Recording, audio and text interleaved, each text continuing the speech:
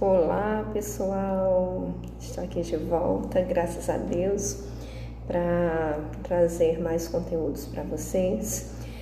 Na verdade, hoje eu venho trazer um pouquinho das experiências as quais eu tenho vivido em relação a algumas sessões, compartilhar aqui com vocês e algumas observações que já foram feitas. Reforçando em relação a alguns vídeos, um vídeo que eu já gravei, quanto à importância da família para o complemento das terapias para crianças não tão somente com autismo, mas em relação a muitas outras comorbidades.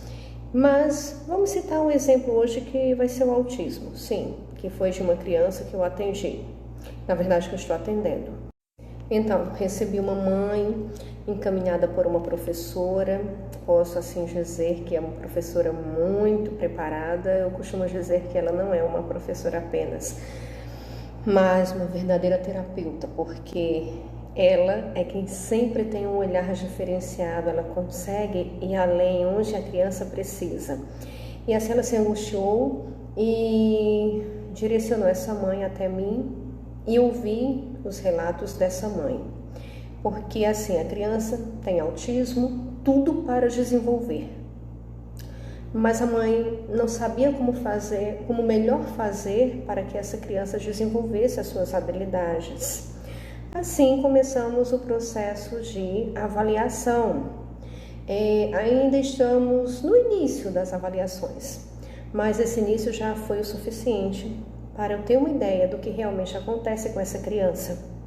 Com isso, na avaliação, creio que foi na segunda sessão, já precisei conversar com o pai da criança, posteriormente à queixa que eu ouvi da mãe em relação às rotinas da criança, e bem sabemos que se faz necessário haver uma grande conexão entre pais e terapeutas.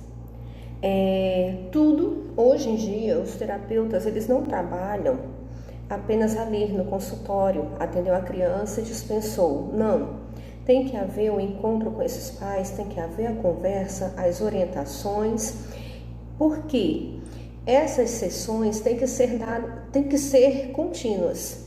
E os pais têm que dar continuidade a essas sessões em casa, na rua, aonde quer que eles forem, eles têm que seguir as orientações dos terapeutas. Do contrário, não haverá desenvolvimento das habilidades, infelizmente. Então, faz necessário, antes de mais nada, que os pais procurem não apenas um simples terapeuta, mas conheçam realmente o terapeuta, que seja um bom terapeuta, que trabalhe com a criança baseado em evidências científicas, certo?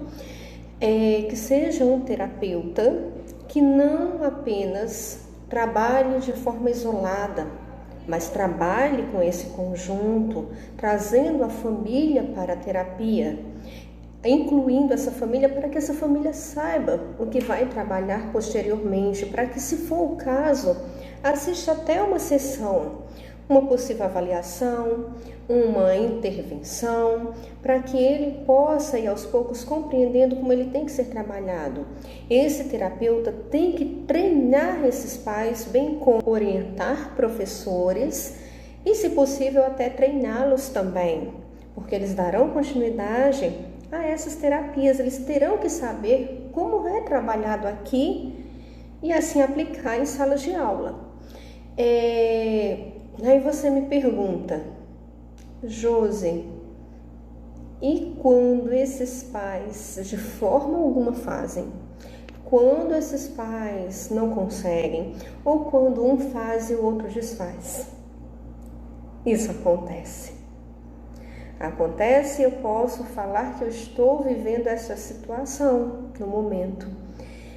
Acontece muito.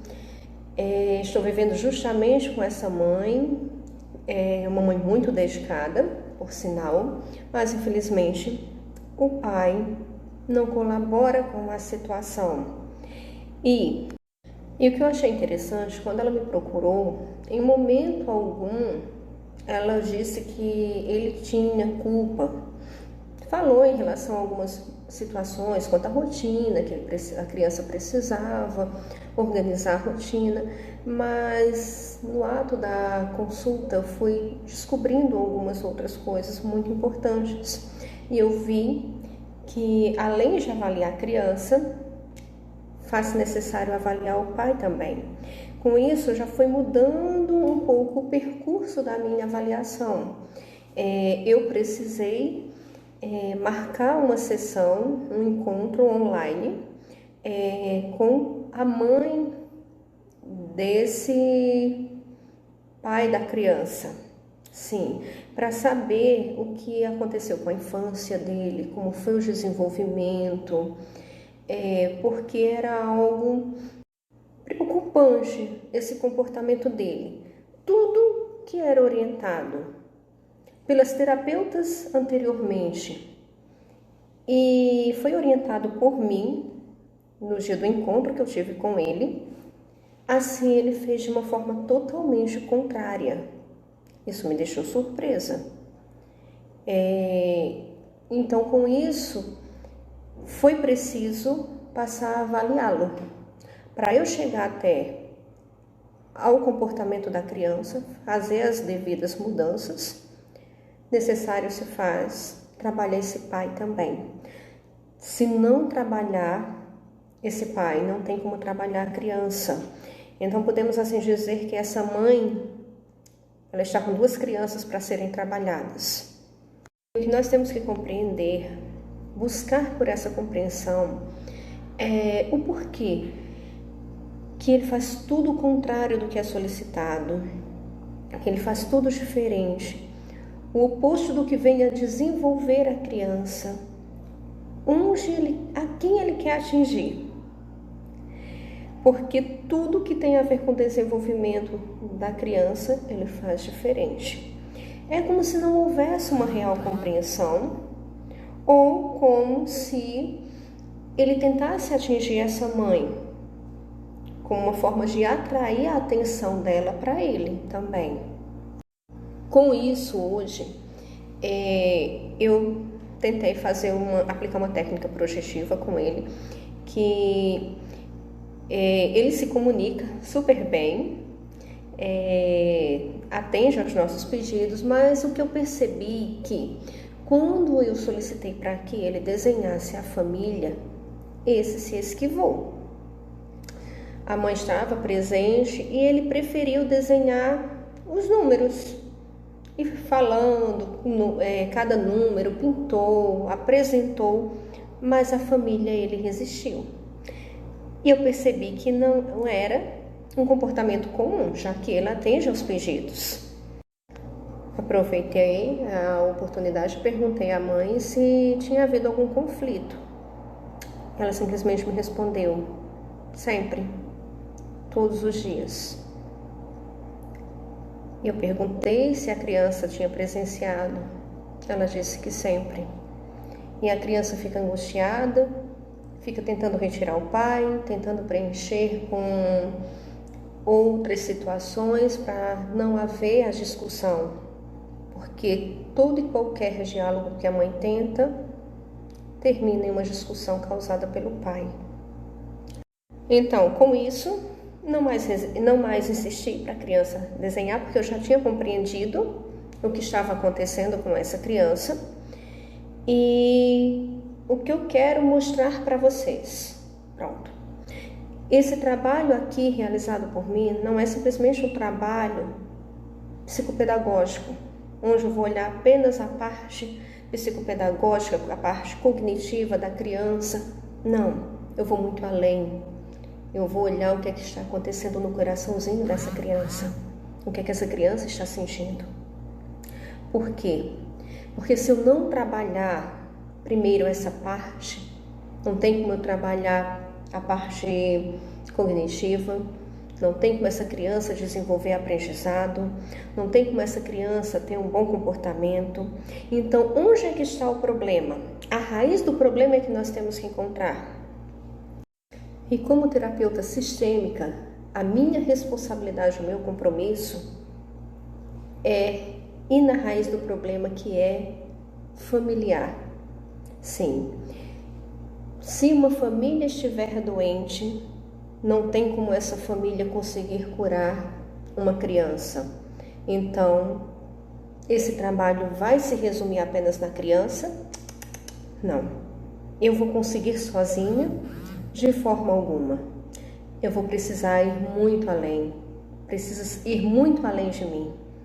Eu vou precisar posteriormente de psicólogo para esses pais, de psiquiatra também.